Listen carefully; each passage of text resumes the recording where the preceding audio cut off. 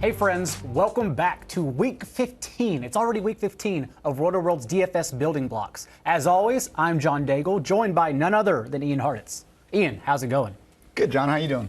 Doing great. We're both back in studio this time. I left you last week. That was kind of rude of me. But we still did a show. It was a little bit, you should have seen it though, a little bit chaotic around here as I was also working the DFS toolkit, which people can always find at rotoworld.com/DFS, but also going through the Slack and the listener questions. It got a little chaotic, but I feel like it's going to be a much smoother flow now that you're back in studio. Oh, we got this. This is going to be a good week. We definitely got this. That's week 15. There are really only 2 weeks left in the regular season and giant DFS slates, which is what this qualified since there are 13 games on the Sunday main slate, which we'll get into in a bit. And as we move along here, we'll continue taking your questions at Twitch and YouTube. For the time being, we like to start out with a Thursday night game. So let's go ahead and start out with this tilt between the Jets and the Ravens. What are you thinking for captain spots? Let's start there, actually. Just captain spots for right now.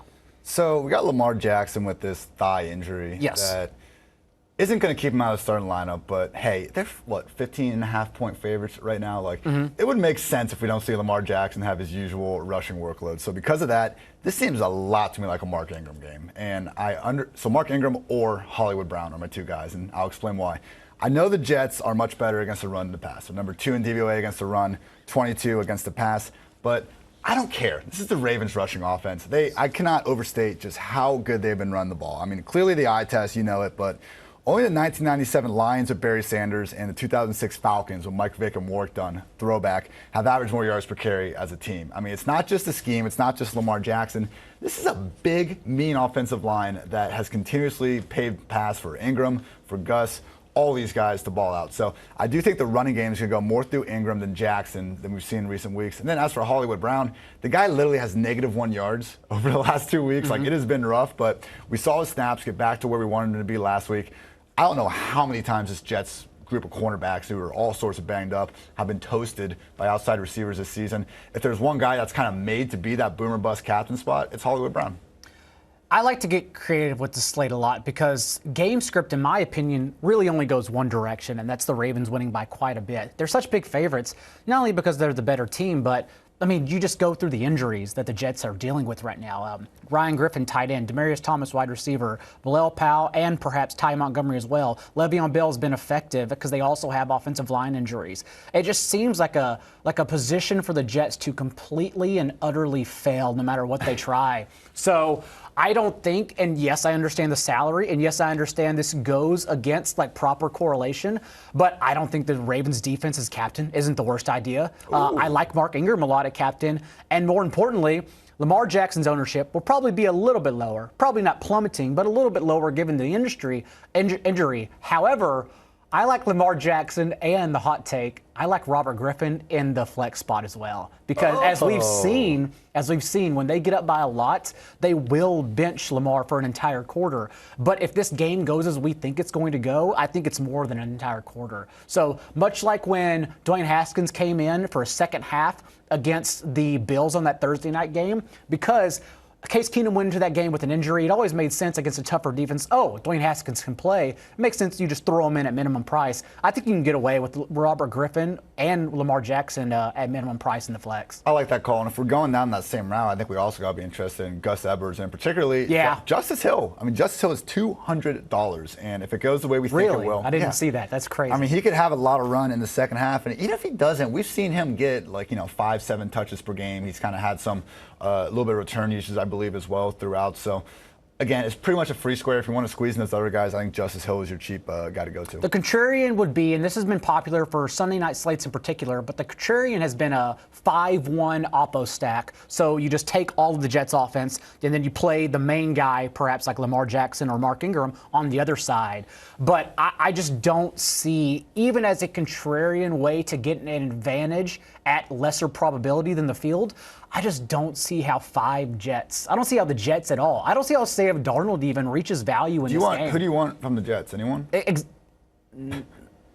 Well, Jamison Crowder, finally. We've been calling for his breakout for like 3 weeks. Now he's actually finally got a tougher matchup. With that said, Marlon Humphrey's awesome, but he's a little grabby. I think he's better against kind of bigger receivers, not so much kind of the quicker guys like Crowder. I know Robbie's been doing his now annual end of the season, parade through defenses. So I think Robbie, if anything, is going to have the higher ownership. And yeah, there's certainly a scenario where he burns past Marcus Peters a time or two. But I don't know. I think Crowder, post breakout hype could be the one guy I want on the Jets.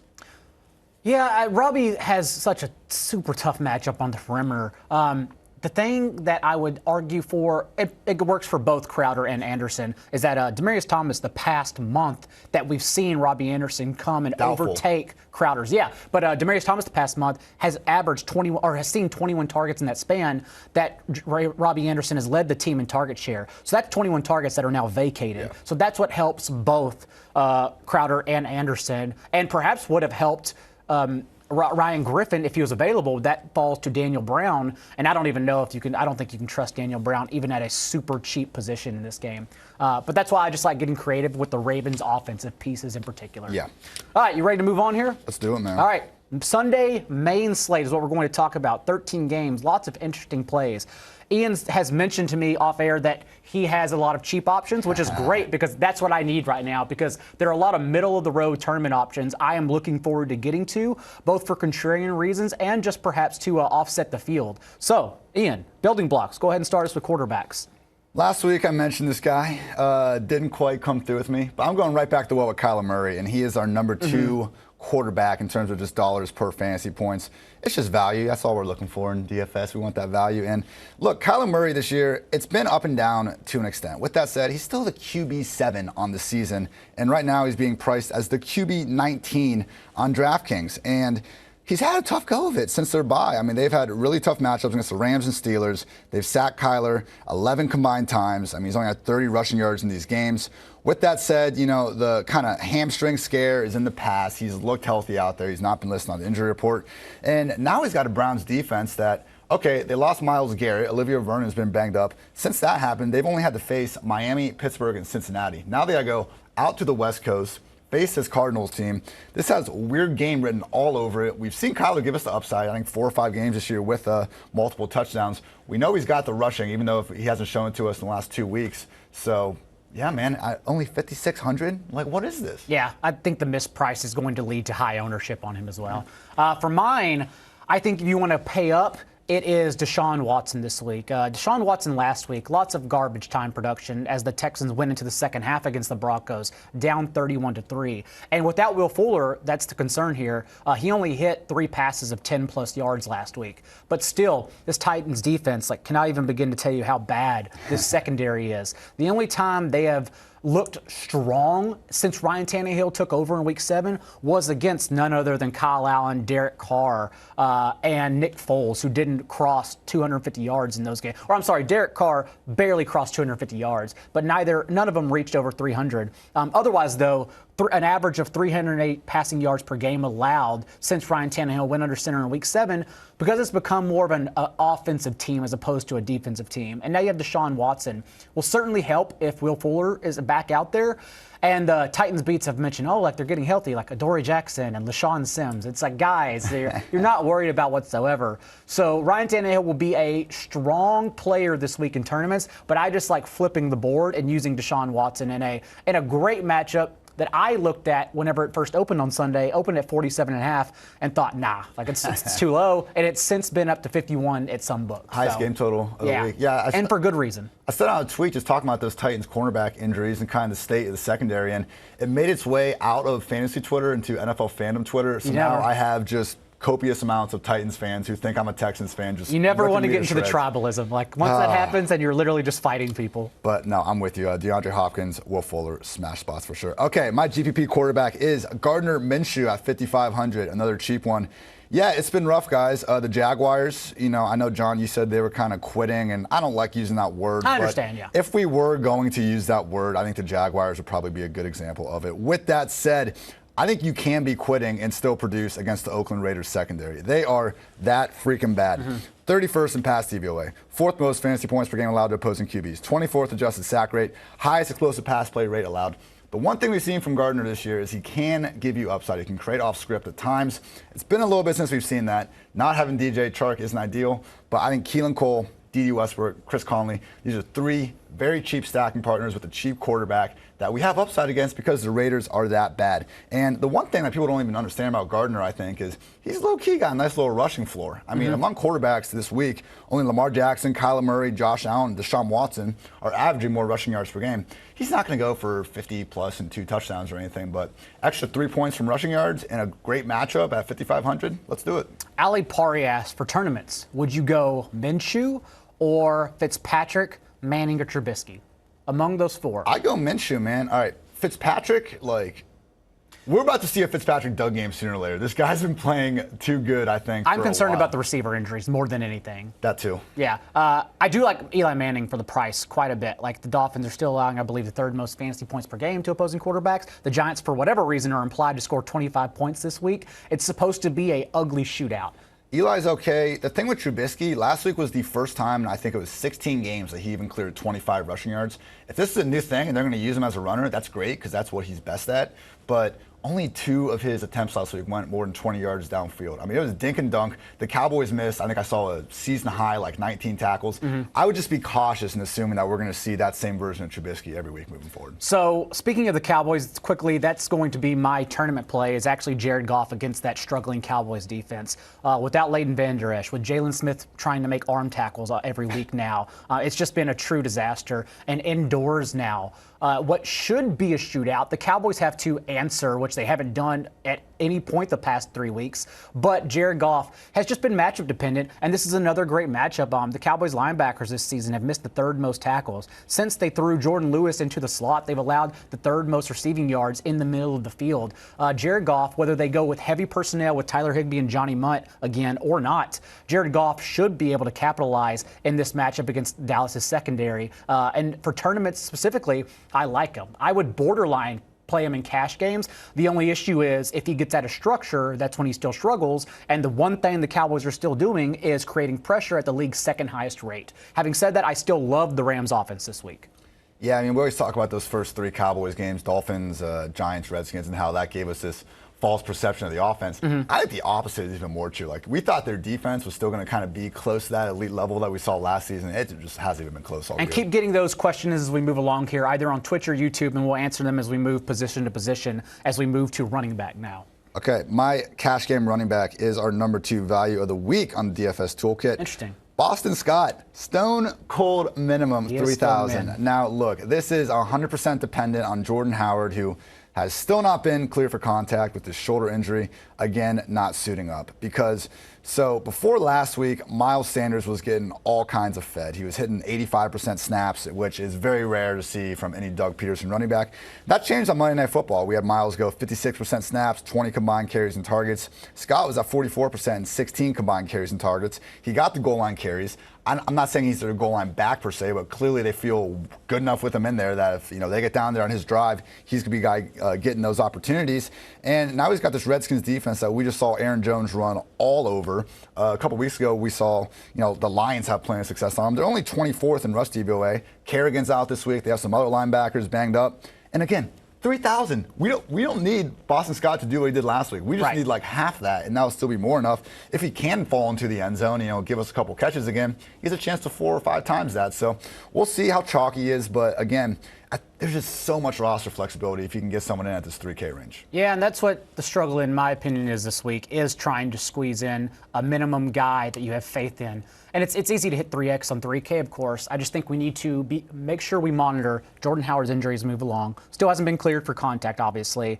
Questionable for this week. And then Miles Sanders, we'll see what happens, because he did leave the last game. He's going to be healthy. But Peterson did say they are going to get Boston Scott involved moving along here no matter what. He looked good. Yeah, so we'll move along and we'll do that. My cash game running back, I don't know how we got here. I don't know why there are articles on the Dolphins.com official website, but it's none other than our Laird and savior, Patrick Laird, because somehow we've moved along where Patrick Laird, of all people, is getting 80% of the snaps. He got 19 touches. He led this backfield in targets with 15 carries. And unlike last week's matchup, which was super tough for running backs on the ground, this Giants defense is hemorrhaging yards to opposing running backs. The Giants defense in general has allowed the 3rd most fantasy points per game to opposing backfields. And so Once again, it's so confusing. We just live in a simulation. But Patrick Laird really does project for over 18 touches and over 100 total yards this week, and it's just insanity. And at his price across the board, $4,500 on DraftKings, $5,500 on FanDuel. It's just a usage-based lock-it-in play. Yeah, I said Boston Scott's our number 2 value. Patrick Laird. Yeah, Laird and Savior, we're here. We got here somehow. So we are here. All right, my GP running back, Mr. Adrian Peterson. We're going there, everyone. And I know it's full PPR on DraftKings. I realize Adrian Peterson doesn't catch passes, but Darius Geis is out of the picture. And we saw what that means earlier in the year because no one loves to run the ball more than Bill Callahan. And without Geis in the picture, AP had 25, 20, 16, and 19 touches. And look, that's awesome at 4,400. You'd have to go up to about 6K to find the next running back that we can confidently project to flirt with around 20 touches per game. So, and with that said, let's put some respect on Adrian Peterson's name. He's having himself a good year. 4.3 yards per carry. He's 11th among 38 RBs in yards after contact. I mean, he's not just this washed running back that they're running into the back of the line 20 times a game. He's actually having good games.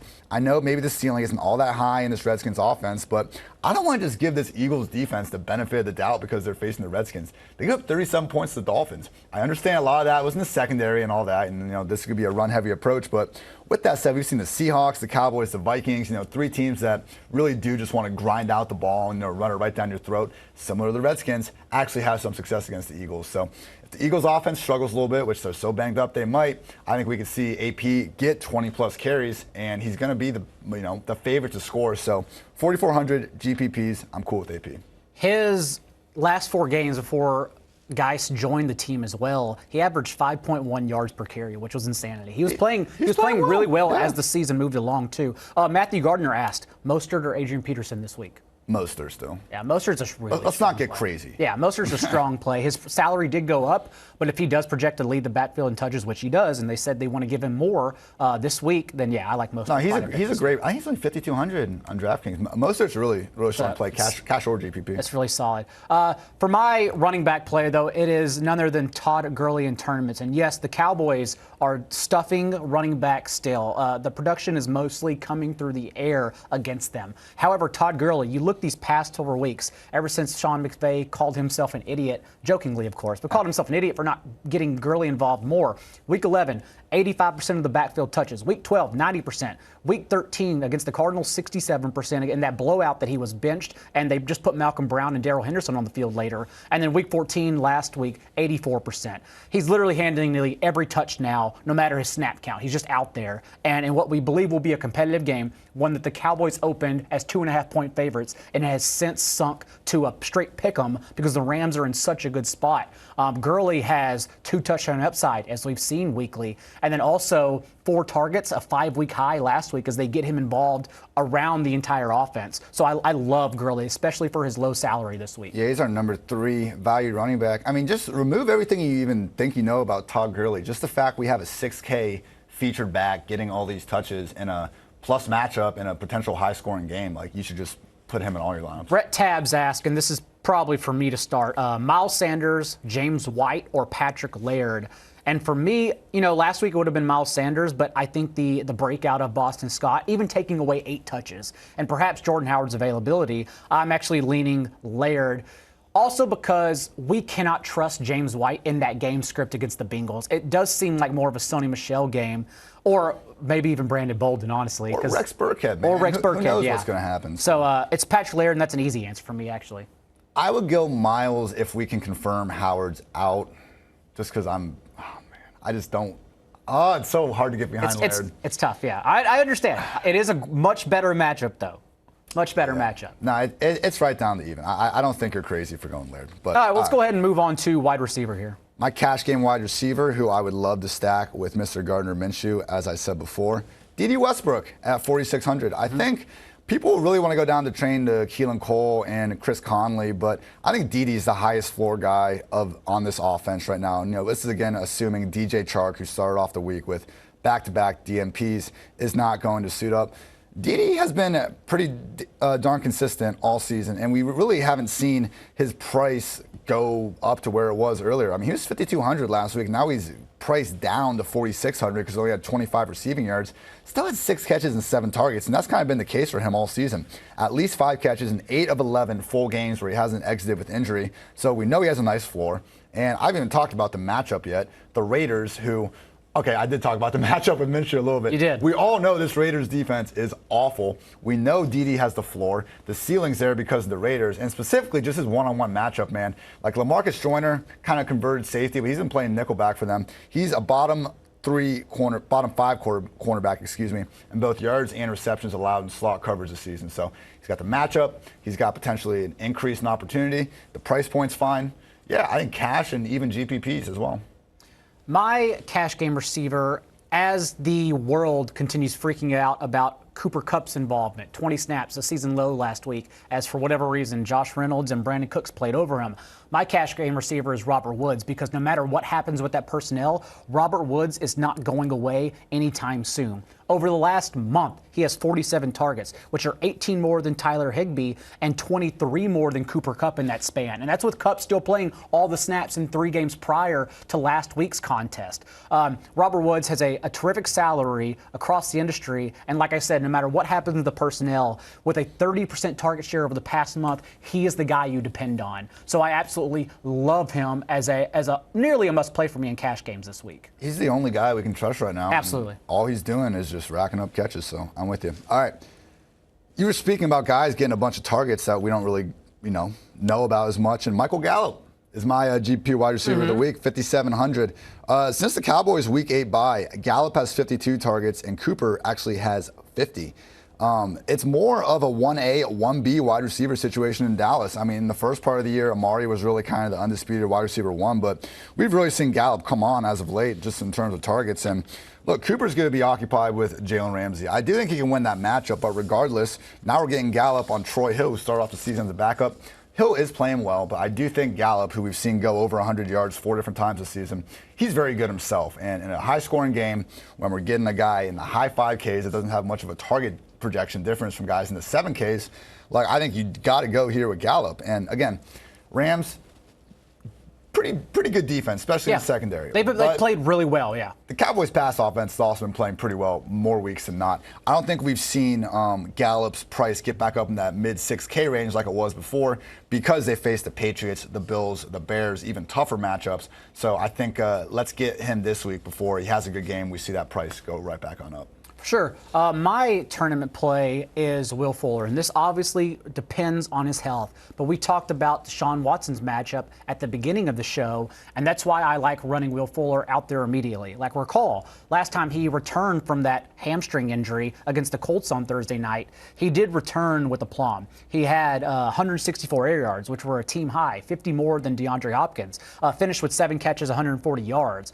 If he plays, and this is a must-win matchup, so I'm assuming he plays, we will have to read the tea leaves over the next 2 days with practice reports, but he will have low ownership, and just going against the Titans' banged-up perimeter corners like Ian talked about at the beginning, it's such a really good matchup, and also it allows you a safe pivot away, well, not so much safe, but it allows you a terrific high-upside pivot away from DeAndre Hopkins, because remember, DeAndre Hopkins, 4 games without Will Fuller, league-high 33% target share. After that, air yards, ADOT, and targets plummet with Will Fuller on the field. So I like playing Will Fuller as long as he's healthy, just immediately out the gates. We've seen him because he's had more than a few injuries over the years, but when he gets right and he's active, they give him that full-time role again. It's not like, Minnesota and Dalvin Cook in some of these situations where they'll put a guy out there on a pitch count. When Fuller's ready to go, he's ready to go. So we've talked about a few of these guys, but Jay Woody Ho, Logan Treff, Wu Original, they kind of have the similar question. So let's just go. Would you go Emmanuel Sanders, Anthony Miller, or Brashad Perryman in tournaments? Brashad Perryman.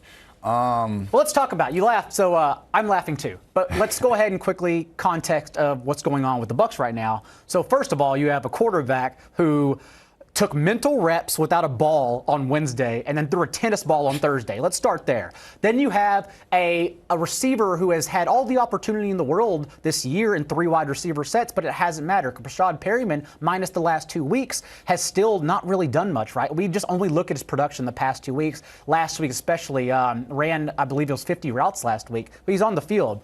But then you have Justin Watson, who will play fewer snaps than Rashad Perryman if he's active, but I would still rather bet on Watson's production over Perryman's production on 15 fewer snaps, me personally, not speaking for everybody. And then Scotty Miller, of course, coming back. Yep. And so that Scotty Miller is the X factor here because he just turns everyone into a timeshare. So I don't really know. I started the week with Justin Watson in cash build, and I don't even know if I'll have any by the end of this week. I'm not going to take your power, but I think the number 2 receiver in Tampa right now isn't even a wide receiver. O.J. Howard? I don't want to ruin the segment. Okay, yeah. Who was the first guy in the question? I think that's who I like. Oh, I'm sorry. I wanted to get the big context. Emmanuel Sanders or Anthony Miller is the question. I'm going to Let's go ahead and get Perryman out of there. Emmanuel Sanders. Okay, I like Emmanuel Sanders as well. Yeah, I mean, Debo had those really good games, but when Emmanuel Sanders has been healthy the full week, and that hasn't happened a couple times, but when he's healthy and he plays the full game, they're treating him as their number 1 receiver. Would you go Gallup or Metcalf?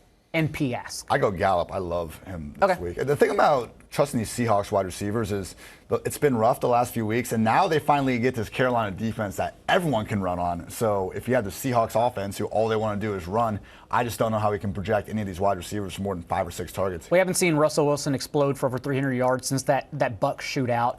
It's just an offense right now that's struggling, and quite frankly, they want to run. So if they're given a matchup that they can run against, it's going to be Chris Carson for 25-plus touches. Metcalf always has that upside because all his targets are either downfield or in the red zone, but I really, really like Gallup this week. So it's less against him and more just for Gallup.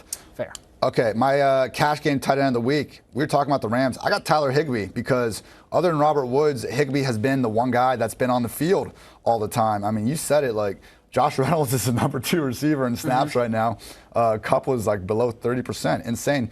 But yeah, Gerald Everett has been out the last 2 weeks. They're a really athletic tight end that Sean McVay loves to compare to Jordan Reed. And Higbee's responded wonderfully. 7 catches, 170 yards, and a touchdown. Last week, 7 catches, 116 yards. Snap rates north of 90% both games. Cowboys ranked 29th in DVOA against the tight end position. This is why we see Evan Ingram go off every time they play the Giants. The Cowboys defense wants to play their deep Seahawks style cover 3 and let offenses either throw it down the seam or underneath, both areas where Higbee is going to be. So with the Rams offense playing better, all this uncertainty behind Woods, we got who has been pretty much the number 2 receiver in LA the last 2 weeks for only 3,900. All right, before we move on to my tight end cash play, which we actually talked about just last week, quick promo read here, as Josh Norris usually does for the podcast. I'm becoming Josh Norris now, sprinkling it. Tis the season for giving, and that's for us here at Rotoworld as well.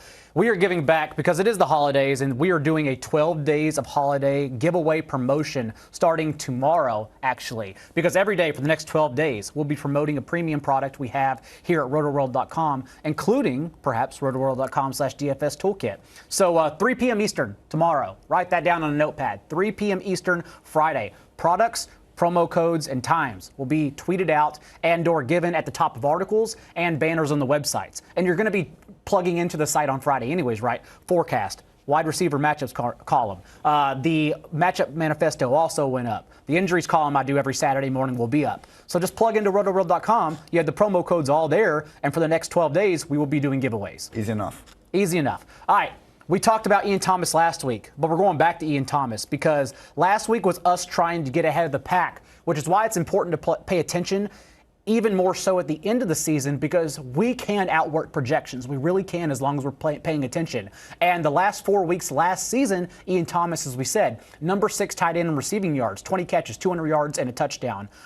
Last week, same usage as Greg Olsen, 61 to 71 snaps, 45 routes on Kyle Allen's 51 dropbacks, and a 24% target share, 10 targets.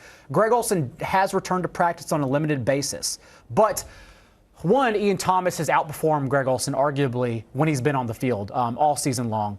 And now I do wonder, with the season pretty much over for a new coaching staff, what Greg Olson's status will be. It's easy. If Greg Olson's out, you're playing Ian Thomas because he wasn't touched across the industry. DraftKings and FanDuel didn't notice his elite usage. And if Greg Olson plays, then you're probably not playing Ian Thomas, or you're at least reverting into a tournament option because the ownership will go down tremendously. So Ian Thomas is just a terrific young player I'm looking to ride again if Greg Olson's out. Just shut Olson down. What are they even trying to do? With Cam Newton being done after this year, perhaps Greg Olson's gone after this year. Maybe he just wants to I think get he's going to the somewhere. booth after this year anyways. Yeah.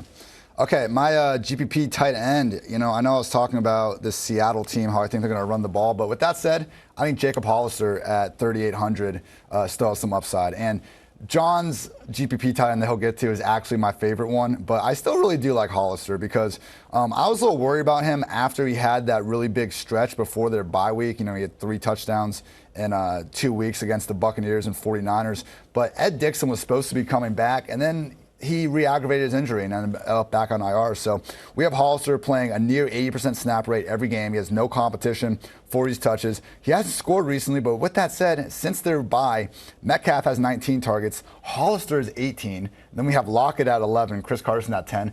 I don't get it. I don't know why Jacob freaking Hollister is being featured ahead of Tyler Lockett, but that's what's happening. We know how much Russ loves his tight ends in the red zone, and just in terms of the targets per game number, he's got 6 targets per game this season. Here's a full list of tight ends with more: Ertz, Ingram, Kelsey, Hooper, Waller, Kittle, Henry, and Andrews. I just named your consensus top 8 tight ends, yet we still have a gap between those guys and Hollister in terms of pricing. So I think in a game where, the Seahawks should be able to move the ball, get the guy that you think they could throw to once they get into the red zone.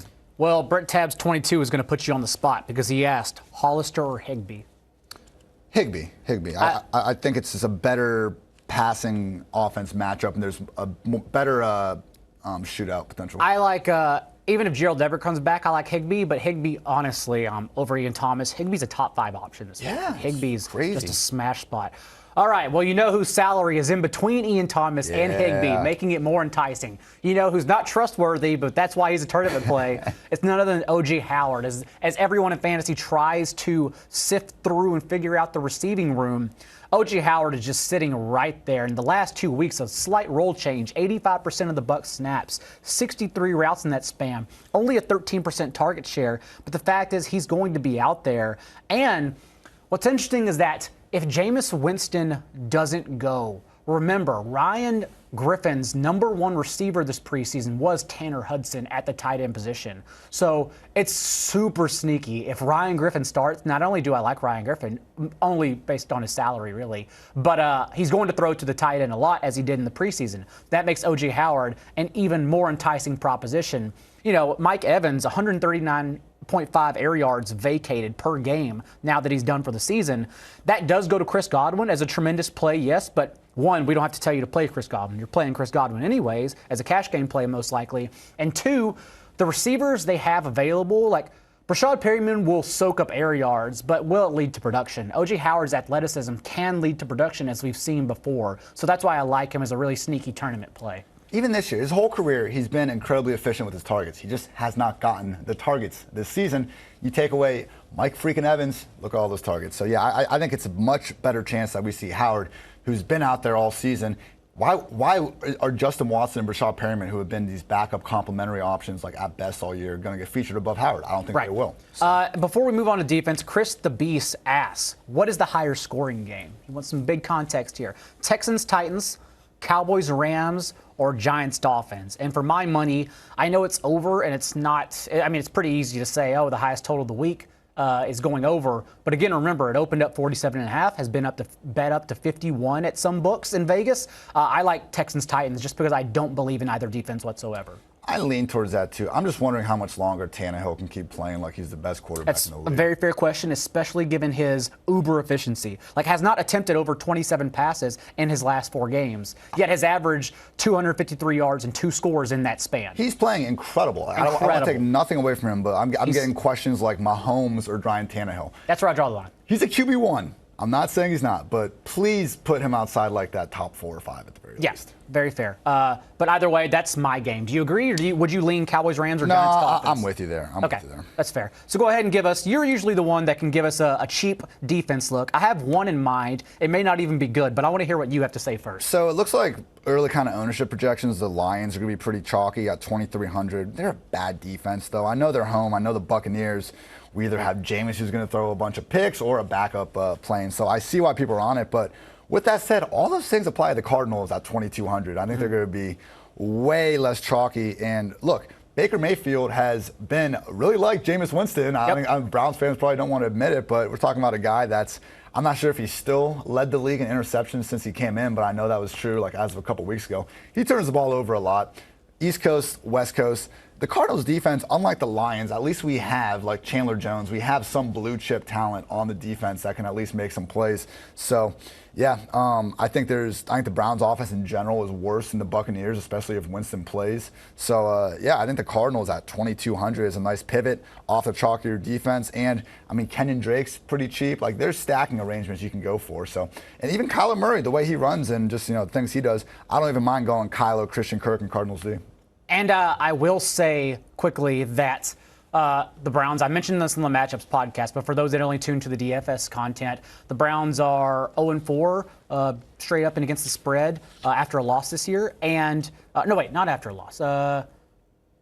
On the road? I forgot. Never mind. I forgot the stat. I said it on the Matchups pod. I only have so many original thoughts. All right, let's go ahead. It's a tricky game for the Browns. I like the Cardinals a lot. Let's just say that. I like the Cardinals defense a lot. All right, go ahead and let's quickly build a lineup here. I'm going to start us off. I'm just going to give people value because I am guilty of not giving many people value as we have done this in the past. So I'm going Patrick Laird. As much as you don't like it, I'm going Patrick Laird. It's just hilarious how Laird started out as like a joke. And he's become a good play. No, the hilarious part is that he can literally win someone $2 million because it's Spot Live final weekend as well, and he's that salary. Gosh. That's the hilarious part. Unbelievable. All right, I'm sticking with the value as well, and I'm going with my guy Kyler. I feel like he's the QB7 on the season. We're still waiting for he can do more. Like, he hasn't played up to his ceiling or anything. There's, other than Christian Kirk and old man Fitz, it's not like he has all these, great options to throw the ball to, but keep going to Kyler. I mean, I would not be shocked at all if these last couple games he gives people a whole lot of excitement going into next year. All right, I'm going Kirk to stack with Kyler here. I like that move. And I will say, I mean, Kirk's very affordable, and Fitz is just a little bit below. Over these last few weeks, it's been Kirk and Fitz and then everyone else. I mean, they're really focusing the target share on those guys. All right, at tight end, yeah, I'm going Tyler Higbee. Again, make sure Gerald Everett is out, but Higbee is just, like you say, he's a top 5 play right now, and especially in this shootout matchup. Let's do it. Let's stuff DeAndre Hopkins in there. And this obviously depends on Will Fuller's availability. But, of course, if Will Fuller is active, you can pivot to Chris Godwin, $300 less. Okay. Now, this is where it gets tough. Although we got a good amount of salary left. Yeah. I'll get another Ram in there. I like your Todd Gurley call. I've kind of been backing up Gurley all year. I mean, despite all this stuff that's gone on with him, I think he's still like the RB 13 or 14 on the season. I mean, he's scoring touchdowns still. So, well, in that case, then, since we have 2 Rams, I would run it back with Gallup, and then that gives people enough money to throw in McCaffrey and whoever else they want at the position. Look at us. We left people a lot of room. But that is for us for Week 15. Hopefully, we helped you at least start your lineups with some building blocks. So until next week, he's Ian Hartitz. I'm John